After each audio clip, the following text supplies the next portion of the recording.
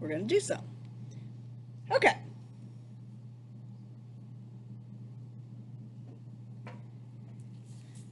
So let's think back to our friend the sine. Two things we learned about sine curves was how to move a sine curve up and down and how to move a sine curve left and right. Vertical shifting, horizontal shifting. If I want you to take a function and move it up 3, if you remember back when we had a sine, that would be sine x plus 3. A lot of times we would call that moving the baseline 3, because when we graphed a sine curve, baseline and kind of wiggling around the baseline was important. So for any other function, it's kind of the same thing. If I want you to take a basic function, but graph it moved up 3, I'll take whatever the function equation is, f of x, that's supposed to be sort of representing a generic equation, and put plus 3 after it. So absolute value of x plus 3, square root of x plus 3, x cubed plus 3. All of that would be just a move up 3. That was one of the easiest ones. I'm actually going to, no, let's do this. But side to side was a little trickier. Side to side, if you remember, we actually have to change the x. So when we did a sine function, if we wanted to move it side to side, I had to write the sine of, and then in parentheses, have something with the x, as opposed to kind of after sine x was done. And right for, this is the crazy part, it kind of worked the opposite way in terms of what you would think. So when you think right for, if you want a function to move right for, you actually have to do x minus 4 in the function. So f of x moved to the right 4 would be f of x minus 4. So the absolute value of, and then x minus 4 inside the absolute value. The square root of, and then x minus 4 under the square root. This is kind of like you have the function first and then you add something onto it. Here, you're sort of changing the x's and then applying the function.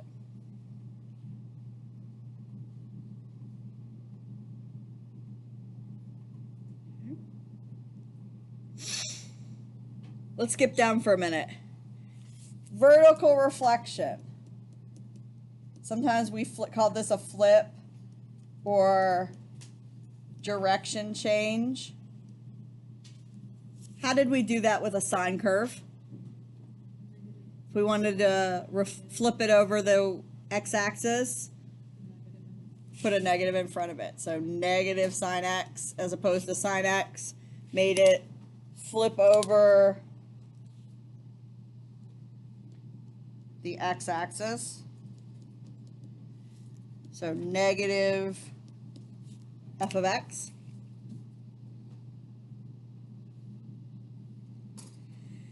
This one we didn't do really for trig function graphs because it's a little weird with trig function graphs. You kind of can't see this because they do have a repeating pattern. But if we do want to have a horizontal reflection, we actually make the x value into its opposite. Like I said, we never really did that with a trig function. It's hard to see that with a trig function where you would flip it over the y-axis because trig functions often repeat themselves. Okay.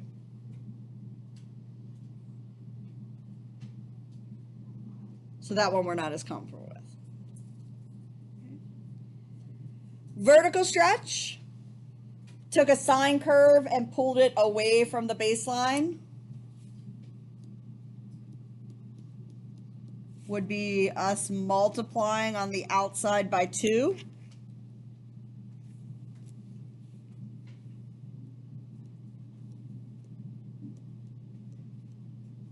I'm going to write 2 away from baseline because that was what we did for trig. Algebraic functions don't have a baseline in the same way, but you can kind of think of the x-axis almost as like a baseline, or if you do a you can kind of think about it on baseline, I guess.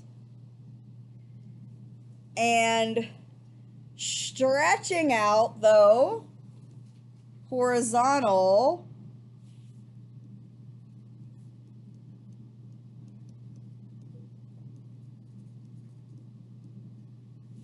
we call this period change.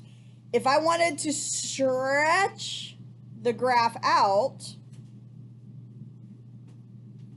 and get a larger period instead of a small one, I don't know if you remember this, fractions would actually make the periods bigger and whole numbers would squish it together. So if I want to stretch it out further along the x-axis,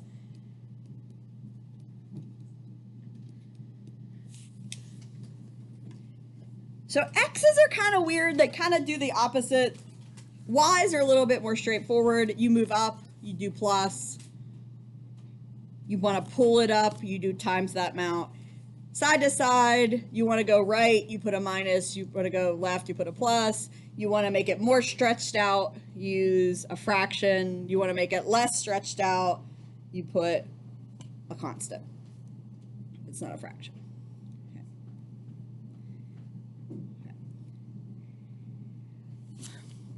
This was just to remind us of some of the things that we have done. So now we're going to try doing these onto our parent function graphs.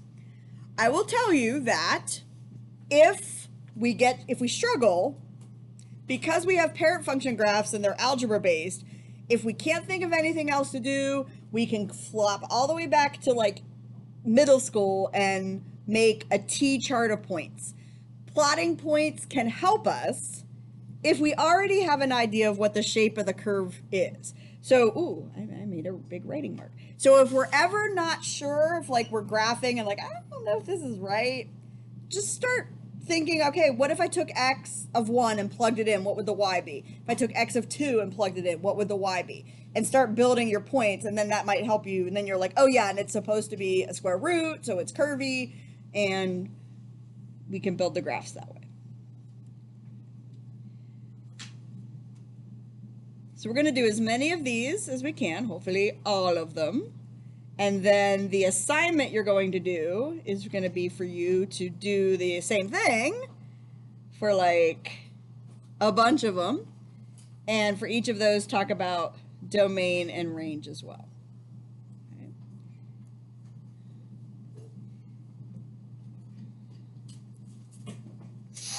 Okay, so let's do the first two. Algebra 1, I don't know that we necessarily need transformations to do these. It's just kind of the kind of function they are. So both of these are linear functions. F of x equals 3 or y equals 3. We should all be able to go, yep, okay, I got you. Horizontal line through 3.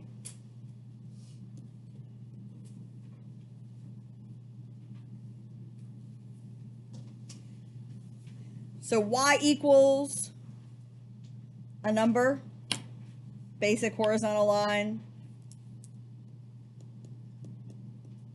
What's the slope of that line? Ooh, she's going off script. What's the slope of a horizontal line? 0, yeah. Slope of 0.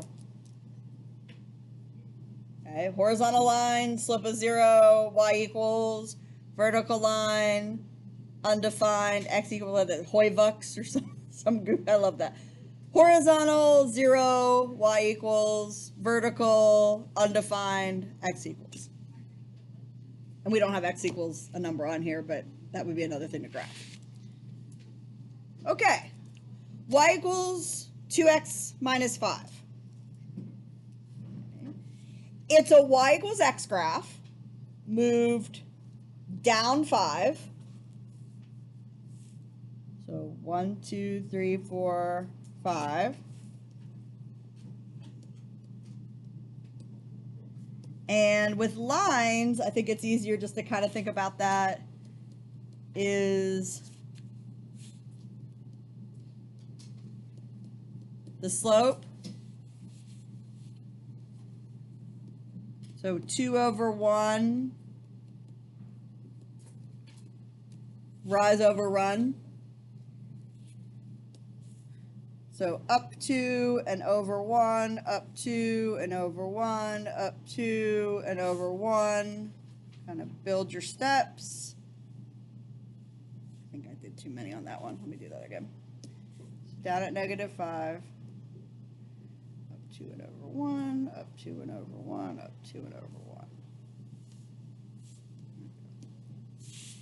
Now, like I was just saying, if you're not a fan and you're like, oh, I don't like rise over run, and I don't like counting slopes, and I don't like any of that, how about do a table? We know this is a line, hopefully. We're like, okay, this is just a line. 0, negative 5 is a point on the line. 1, if I plug a 1 into the equation, I'd get negative 3. If I put 2 into the equation, I get negative 1. And so, you know, a couple points that way.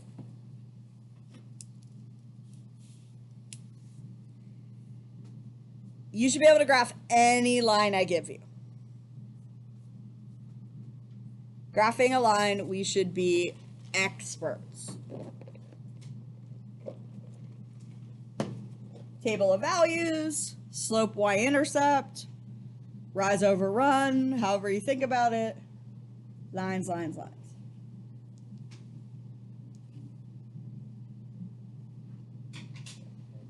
Okay. All right.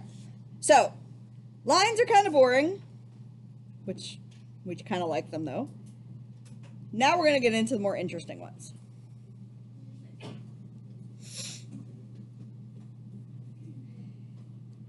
As we look at graphing a parent function and then doing its transformation, knowing some basic points is kind of helpful. So when I look at this next graph, I'm not going to square this out and expand it. I'm just going to look at it the way it is, and I'm going to realize, hey, this is just a version of an x squared function.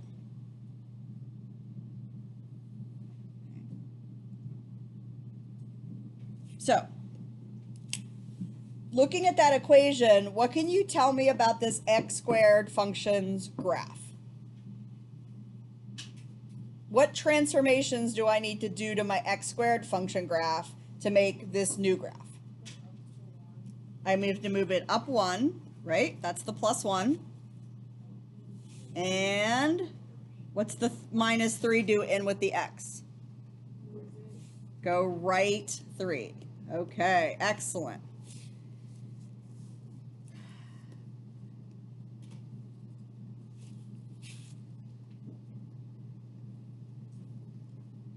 Oops. So I always start, most of these functions go through the origin, and so an origin point is a good place to start.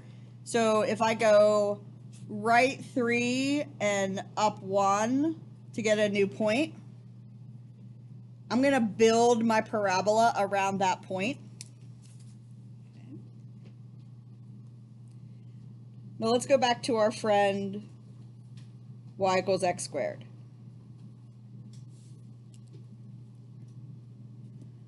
One, 1, 2, 4, 0, 0, negative 1, 1, negative 2, 4. Those are 5 good points on that curve. If I can move those 5 points, I should be able to get the parabola, the quadratic function, the x squared graph that I'm talking about. So what you might decide to do, this is where everybody's going to be a little different, and you might even think about how you did this with your trig functions. All right, let's go back for a minute. If I start with my basic points, and that's my basic parabola, I can take each point, move it up 1 and right 3, and I'll get my new parabola.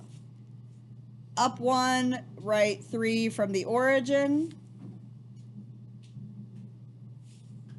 up 1 and right 3, maybe I'll do the whole right side first, so up 1 and right 1, 2, 3, and then this guy up 1 and right 1, 2, 3. But take a look at that. Let me make it really big because I'm going to talk about kind of another way to think about that. Boom. Super big. Okay. So one thing you can do is kind of build the basic curve. Like you're like, okay, x squared, basic x squared points. X squared points are like this. I know some of the basic points, just like I did for my trig graphs. So I know 1, 1, and I know 2, 4, and I know I'm even, so I've got symmetry. And then each one of these points, I can go over 3 and up 1, over 3 and up 1, over 3 and up 1, and start building this new curve. And this guy can go over 3 and up 1, and this guy can go over 3 and up 1. And there's the new curve.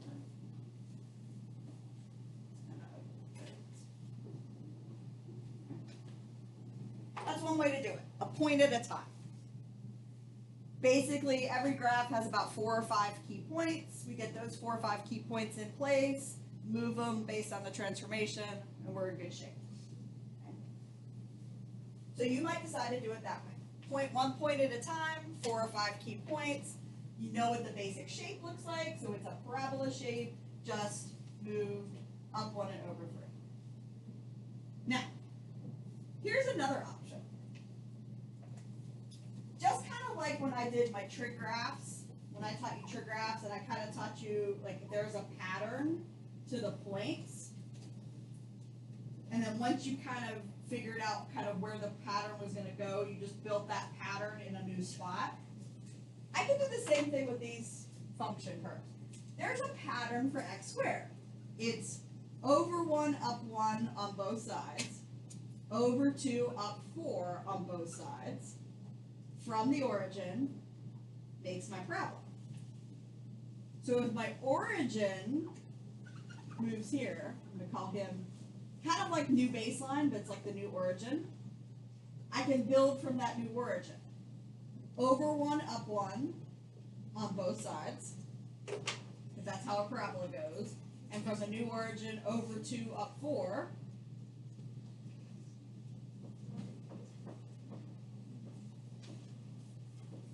And so there's my new parabola all around my new origin. Giving yourself a reference point, I'm going to draw this on here so it's on here. So my new origin, kind of here, and then over 1, up 1 on both sides, over 2, up 4 on both sides. That's the pattern for a parabola.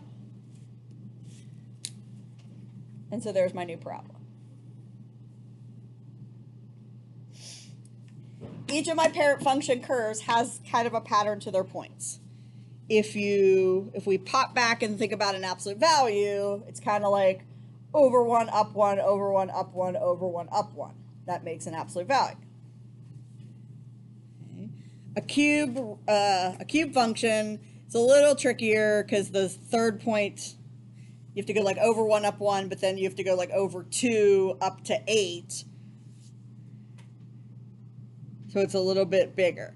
But knowing these basic points, we can move each basic point after we move 4 to 5 points, we should have a good shape for the graph. Or we can kind of move sort of the curve all in one chunk, just kind of building the new curve around the origin.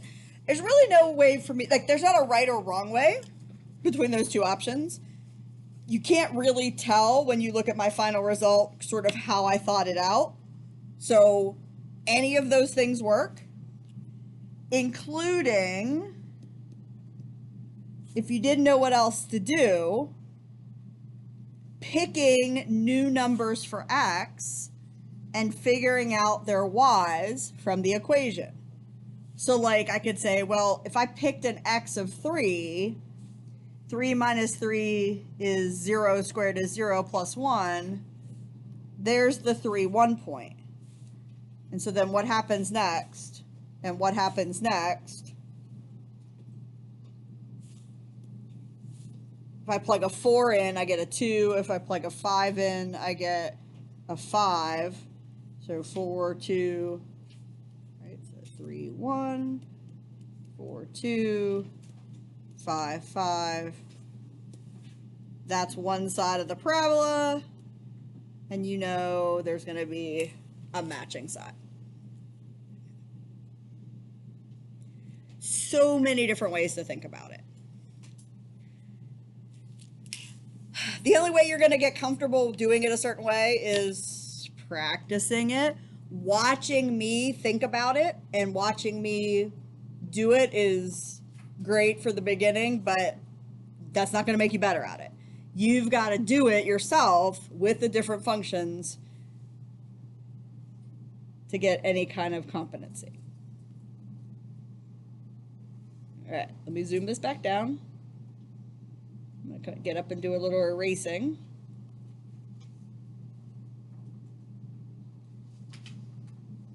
And we only have a few more minutes, but that's okay. Why don't you go ahead and try this one? It's the cube graph. All right, so go find your cube graph.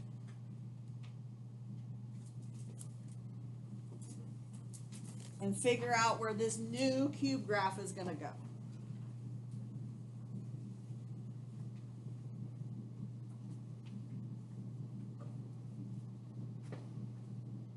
And you might want to graph the basic cube. Say, okay, let me just graph basic x cubed. 1, 1, negative 1, 1, and then 2, 2, 4, 6.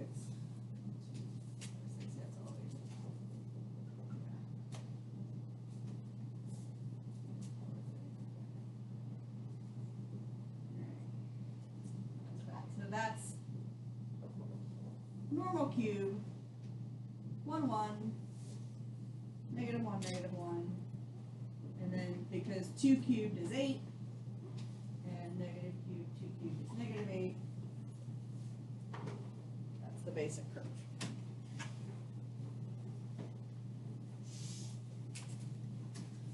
Where is the new one going to go?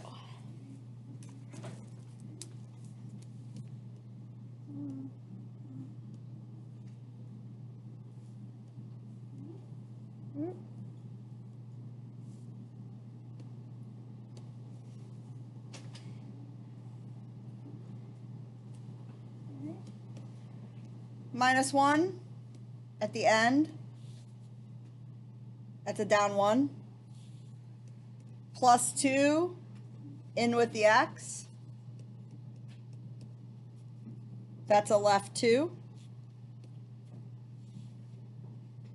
So my origin, left 2, down 1 is going to be over here in my third quadrant. It's kind of underneath my ordered pair there that I wrote. I'm going to make that bigger.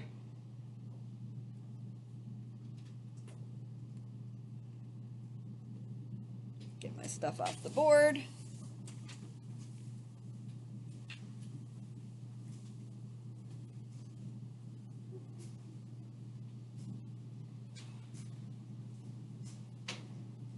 So new origin is here.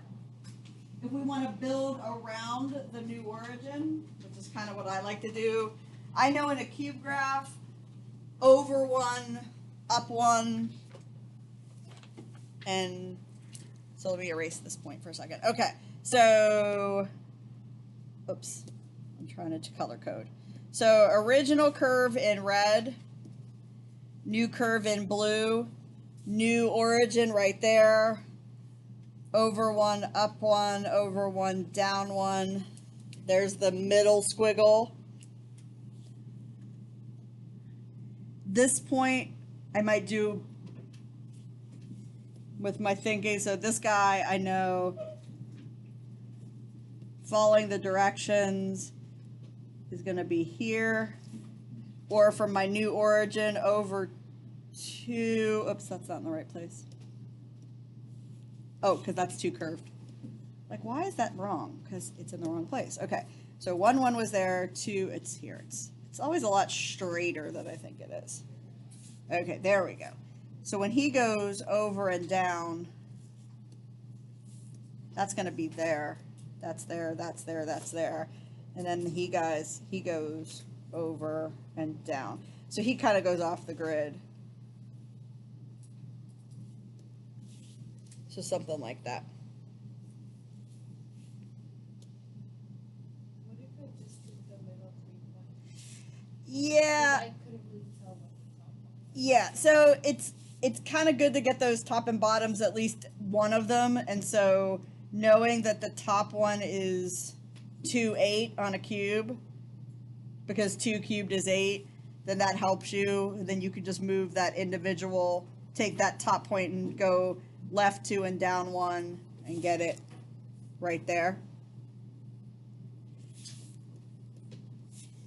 But yeah, I agree. Sorry, I think these are the points I'm going to look at with the ones that are around the origin. I'm going to look at those a little bit more closely.